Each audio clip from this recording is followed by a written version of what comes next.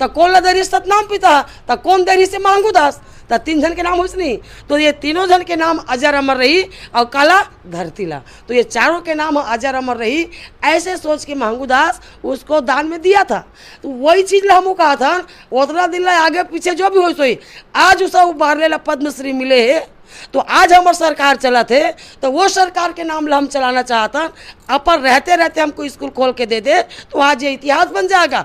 रीस एक दिन उसा बार लेगा पद्मश्री पाके आइस और गोरइस तो ओकर सरकार है स्कूल खोलिस और वो स्कूल से हम पंडवानी सीखे ऐसे एक धरोहर बन जाए हम वही चाहता। और कतक लोग बोल वृंदावन बिहारी लाल की छोटे छोटे नदी मिलके सागर के रूप लेते, लेकिन सागर से कोई नदी निकल के और सागर बन जाना मतलब बहुत बड़ी बात होते। मोर के एक मतलब ये है कि जैसे हमारे छत्तीसगढ़ के पद्म विभूषण पद्मभूषण पद्मश्री डॉक्टर तीजन बाई जी के